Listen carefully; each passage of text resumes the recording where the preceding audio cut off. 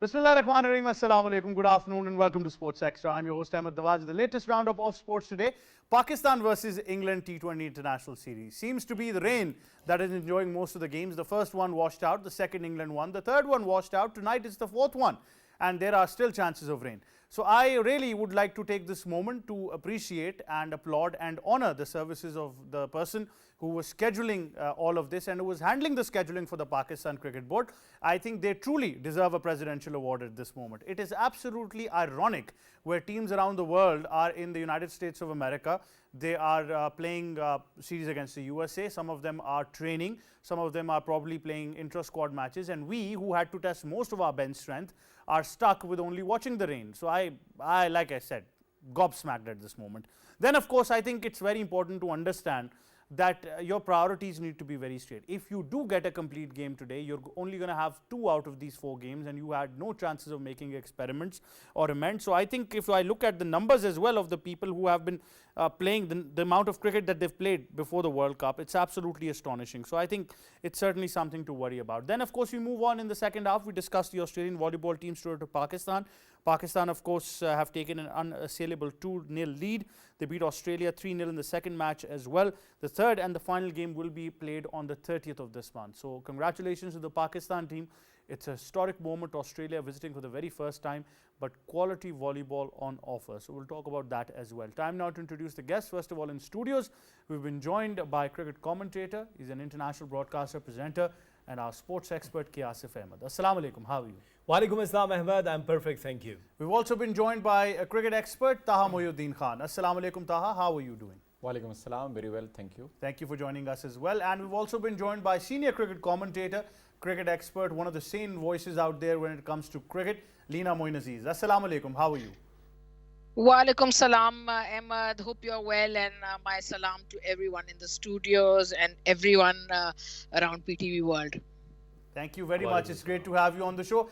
Leena, how would you like to put this? I mean, like I said, that I am absolutely shaken when I think of the scheduling, and it's not the first time we've made an ironic schedule right before the World Cup. But what would have been better, playing England in England on overcast conditions, or traveling to the USA before time? And even if it was an intra-squad opportunity, you could have tested players. Absolutely. I mean, traveling to America would have been great because we're playing our, league matches in America. We would have gotten a chance to acclimatize. We go and play maybe warm-ups, which other countries are doing. Maybe play a series against one of the smaller nations. So definitely playing against America. But like you said, I mean, the planning is always so haywire in Pakistan. I mean, no one ever thinks about what's wrong, what's the right way to go forward. I mean, the last time we won a World Cup in Australia was because in 1992 was because we traveled a month or so before and found out the conditions, acclimatized, got to know what's happening and were comfortable in that country. So all those things count for a lot. And then to play a series in England in the month of May, which has got so much rain. I mean, it's and the centers they chose. I mean, those centers. I was reading. Someone was writing that to that I would be generous to say that we get 10% sunshine in those areas. So the locals are saying this, and nowadays you have all these weather satellites to take information from, so you can easily find out like a month or 2 months in advance, maybe more. I'm not an expert in that field. That what kind of weather are we going to be encountering in so and so such month in May, June, whatever. So to plan the way they have, I mean, what can I say? You already said what I wanted to say. You use such nice words, new words, which I'm so proud of. And listen, Pakistan is going to suffer because the planning wasn't right. It could have been planned better. We're not even playing a warm up at the center. India's playing a warm up at that same center where Pakistan India matches are going to happen. So many things could have been done. But how? Let me ask you how. If chairmen are changing every day, every second month, things are not in order. We don't even know who our openers are. We don't know who's our wicket keeper. We have an overweight wicket keeper who's not fit. There still talks about all that. I mean, when there is such a amount of disarray, disarray, I use the word, then what do you expect? I don't even expect Pakistan to be in the semi-finals, mark my words.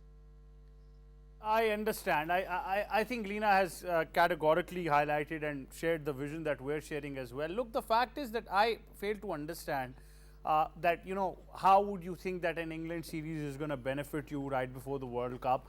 Although I think any cricket would benefit you, but it's very easy to predict what the weather is going to be like. I think, but then again, what can you do? The ship has far sailed. Asif, what would you like to add now with one game remaining tonight at the Oval, and that too has chances of rain? Well, I think, Ahmed, you have raised a very important point, and as Miss Lena was saying that, you know, that now everyone checks through satellite what's going on. You have the technology, and you have already awarded the presidential award to the person who has scheduled the matches in England in this month of May. But of course, that when we talk about that, the calendar year, Pakistan had a very busy, and of course Pakistan Super League right before the World Cup. So the priority was Pakistan Super League, not the World Cup, to be honest, for me. And you know, now one game remaining, we have plenty of players who didn't play, especially Abrar, Usman Khan, and why they are with the team now. The question is that because you haven't given them you know, proper chances, and we have heard this that Usman Khan got an assurity right before the inclusion of Pakistan cricket team that he'll play 11 matches. But what happened right after the New Zealand series in Ireland, he didn't play, you didn't give him chances, and same with Abrar. But now they're traveling with the Pakistan cricket team, and still we have very weak links. Either it's about Saim Ayub as an opener, or if you talk about the middle order batting, if you talk about spin bowling, we have only one option and one strong department, that is the fast bowling. Rest, we are struggling. Apart from Babar Azam and Rizwan, you cannot rely on the other batters, because the problem is their form and their consistency. They do not perform with in each game, and Saim Ayub is struggling. I think, as right before the show you were talking about that, now we do not have time. Give roles to the players. Either it's Saim Ayub, either Fakhar Zaman, or Azam Khan. Yes, this is your role, as we had given in the past to Asif Ali and Khushdil Shah. They were not able to perform. They failed. But I think that we wish them good luck to Azam Khan and to the other players, that if they could perform up to the mark for the upcoming marquee event. And I'm quite sure that, you know, Pakistan played final in the last T20 World Cup, but nowadays the cricket pundits and the former test cricketers, when they're taking the four finalist teams, we cannot see Pakistan there. According to Matthew Hayden, it's Australia, South Africa, England and India. And according to the Ian Morgan, that the England and India will play the final. So I think that nobody is taking the Pakistan's name, but this is Pakistan team. You cannot know that. You don't know that. What would they do on the playing day? We have a very big game against India, and I think that will set our tone for the rest of the tournament. Absolutely. Taha, if you listen to this entire narrative that Asif and Lena have given, and like I chipped in as well, that the fact is that your scheduling really mattered, not because of the conditions. That's one part of the picture. But I think more than that, we were very intrigued to try out new combinations or give game time to certain players who might have to play. Look, with a 15-member squad, I'm already, I think the ICC has certainly ridiculed this. There should have been at least a 17 to 18-member squad. But now, because it's limited to 15, you might end up, unfortunately, with a forced change, and therefore, you really needed game time. Well, with the 18-member squad, Pakistan would have picked 21 and they would not have been able to finalize the 18. But yeah, if you look at the historical perspective, so Pakistan team, looking at the performance in the T20 format, they have gone down from number 1 to number 6 since 2016. This is an alarming factor. And this team had to play 11 matches leading up to the World Cup. What happened in these 11 matches? 3 of these matches, which were considered to be a preparation of the World Cup, have come to no result. 1 has been called off with the ball being bowled, and 2 have been abandoned without the toss being in place. So what is our preparation? one of the selectors, who's also the senior manager of the Pakistan cricket team, said that we haven't picked the best bowler of the PSL because we want to add that factor of mystery into the spin attack. That mystery has not been revealed.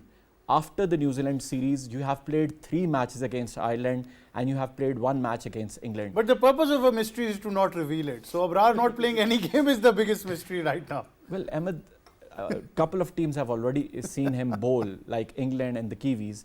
You have to try him out because your premium spinner is not performing. His stats are going haywire. He is giving 50 average runs in each of the T20 matches. Why not give him a chance? And then again, you talked about scheduling. You have forgone every chance to play a warm-up match in the actual country where you are playing the World Cup, and you're playing matches in England with no sense of forecast, no sense of anticipation that you'll have such kind of forecast at this peak time when you need to be ready. I repeat, when you need to be ready with your combination. You have not, as you said, you have not tested your bench strength fully. Naseem Shah, after that first match against Ireland, he has not been seen in the Pakistan 11. He is your premium fast bowler. Look, what was the hype when he was not fit in the 50-over World Cup. He gives you pace, he gives you aggression, he gives you wickets. He's not there. I don't understand the approach. Okay, I'm all for the experience and Mohammad Amir is an experienced campaigner, but you could have given Naseem Shah another chance in the Ireland series and in the England match as well. Then again, Usman Khan. Everybody is talking about him. He was tried out in the New Zealand series at a number which is not his number entirely. He is your standby opener. Why wasn't he opening in the New Zealand series? Why was he being sent at the number 4 position, which is not his position? Because Fakhr is already performing at that number for the franchise cricket and for Pakistan team as well. Now it's good that you are trusting Saim, you are backing him, but Usman has not been tried out at the opening slot. Are you going to try him out in the World Cup, especially when your matches have come to no result in the preparation of the World Cup? Are you going to try him out directly into the World Cup? Please don't do that. If you are trusting Saim, if you have already given him 22 matches, then please give him 10 more so that everybody can assess his performance and Usman Khan can be given a fair amount of chance after the World Cup. I understand where Taj is coming from, Leena, but eventually although I think it's too late to say this now, but you do sort of question where did this all start from? I mean, once you decided that we're going to bring Usman into the team, what was so extraordinary that you had to make an exception for the Pakistan squad? Well, it comes from the wisdom we have in the back rooms in the Gaddafi Stadium. All the wisdom. You know all the wisdom I'm talking about. There is so much wisdom that collectively they can outclass even Einstein in his day. So the thing is that all this wisdom is coming from there. They don't know head or tail. Chief selectors traveling with the team as a manager, senior manager, things like that. I mean, the chairman of the cricket boards traveling to the countries where the team is playing. So which chairman goes to all the grounds of all the countries where the team is playing? No one. This is not a touristy sort of job, but people in our country think it's great to travel on Pakistani government money and just have a lot of fun, but not do their jobs. The thing is that these decisions have to be taken beforehand. If you decide that such person is our opening, these two are our opening bowlers, this is our spinner, you give them matches, you talk to them, you defining the role is such a big thing. None of that happens in Pakistan. So we've been working on Usama Mir for years, and finally when he got everything together with Alex Hartley at the Multan Sultan, his action was completing, he was getting drift turn, he was landing the ball in a nice area, getting wickets. He saved Babar Azam the blushes of losing a series against a downtrodden New Zealand team when he picked up those 2 wickets back to back in Pakistan against the New Zealanders. Yet he was dropped. And on one hand, we say that Pakistan Super League is given so much importance and players are selected in the team because of the basis of that Super League.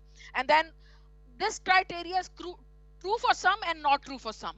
I mean, this kind of haphazard thinking, it's always been going on in Pakistan cricket board. I mean, the last time I saw a really nice cricket board, the last recent time, and we were criticizing that board also because that had some problems also. Let's be clear, that board, the Mani and Wasim Khan board had some problems, but still it had some sanity.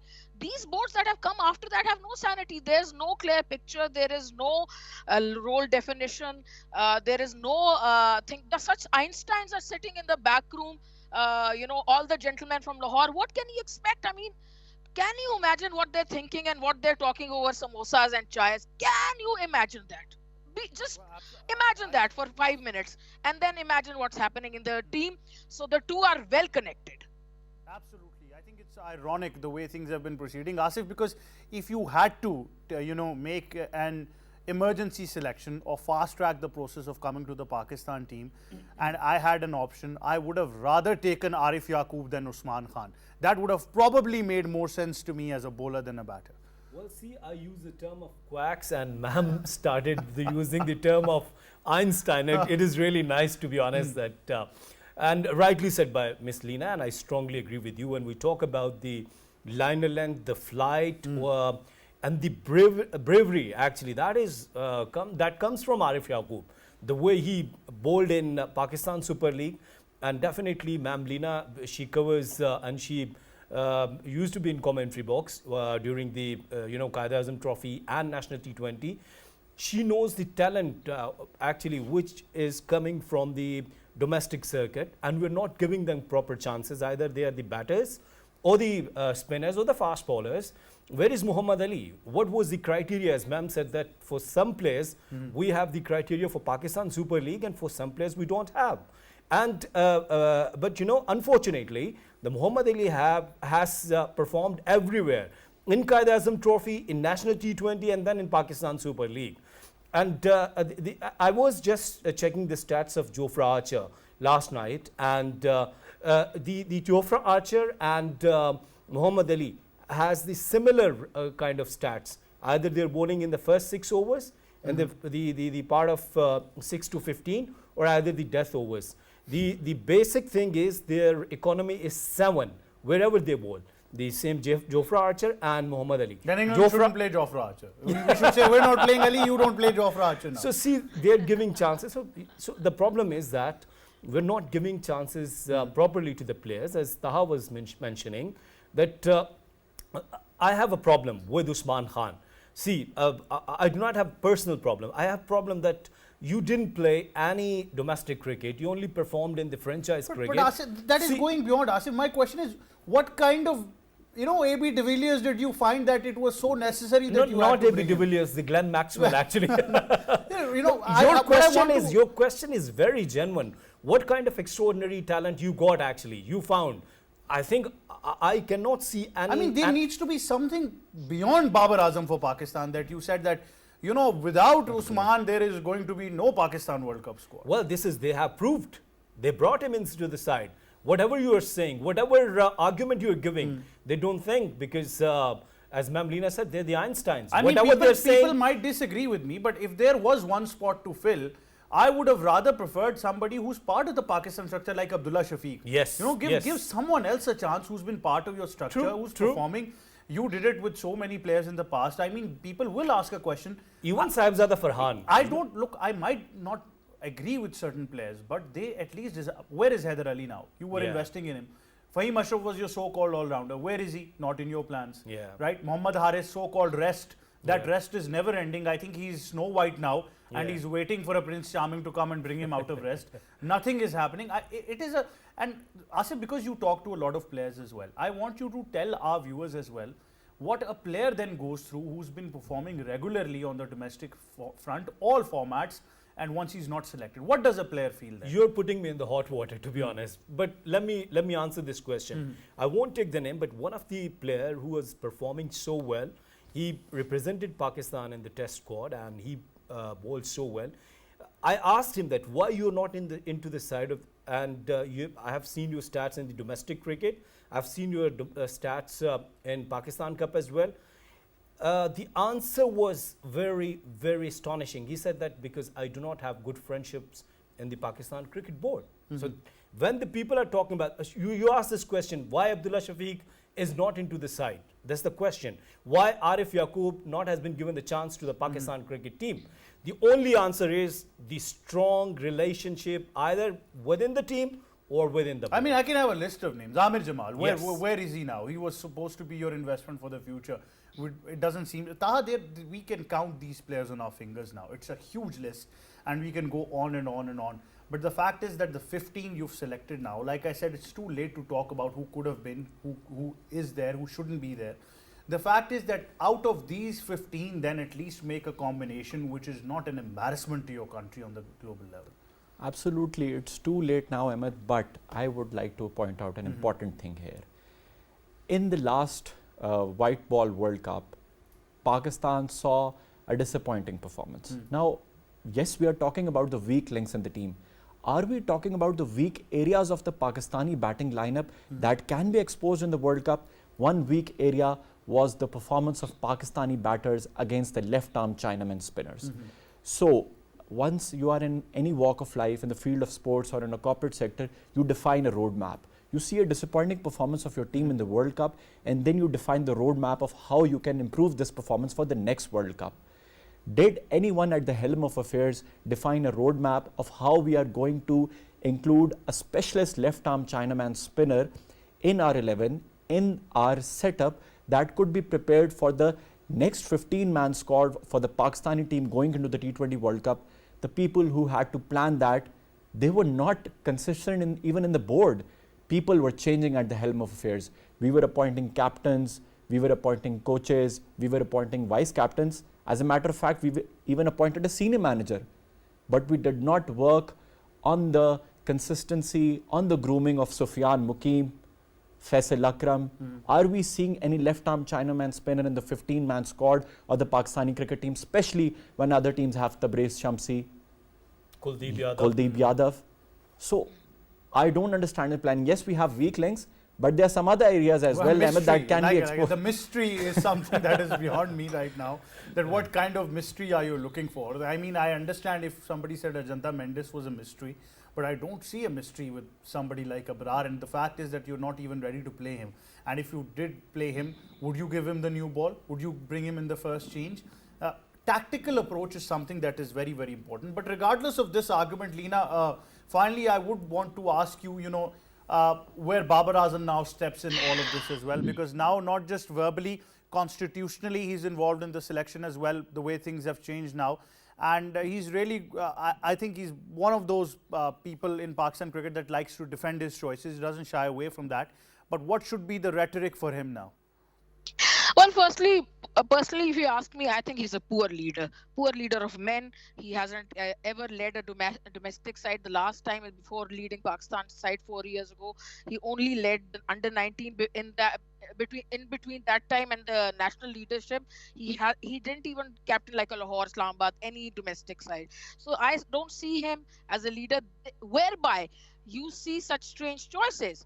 If the person is a natural leader, you would see better choices. But he's not a leader. He's made into a leader like England tried to make Joe Root into a leader, and that didn't work. So you can't make leaders. Leaders are born. That is the whole thing. So that is where you see all these choices. The other thing I extracted from all this discussion is that Pakistan needs to have 3 separate teams. 20 nucleus for one day, 20 nucleus for test match, and 20 players nucleus for T20. And then don't shift. If someone performs in T20, don't shift him into test or one day. If someone's performing in test or one day, don't shift him into T20. Have a 20 nucleus and then start giving people chances in the World Cup, after the World Cup, before the World Cup, but from that 20 nucleus. So we have to have 3 separate 20 nucleus, 60 players for one day test and T20. And from there, don't shift and keep giving people chances, keep giving them role, keep experimenting from within that 20. And don't change the 20, no matter what, don't change it. So, then I think things can probably go in a stream-like fashion, because we don't have a leader, we don't have a good leadership in the cricket board that keeps changing. So from there, we can sort of build on teams, a test team, a one-day team, and a T20 team. But we have to be steadfast with those 20 players. That is what we see. Under Babar Azam, coming back to Babar Azam, I don't see Pakistan doing well in any format. If Pakistan wins this World Cup, and it can happen, it will be on individual brilliance. And the credit will unfortunately go to the captain, and he'll be our captain for 25 years, your children and their children and their children. But you cannot, if Pakistan would win, it will be on individual brilliance. And I do agree with the pundits, and I'm one of them myself.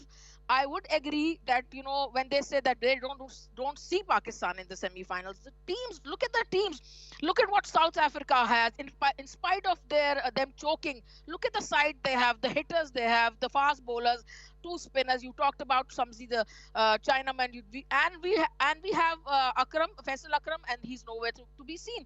So the planning is so bad. I mean, where does one begin? And one just. I would want to go and bang my head against the wall, but won't do it, because life is precious. So I won't do it over these people who I know are Einsteins, like Asif said, he loves the word.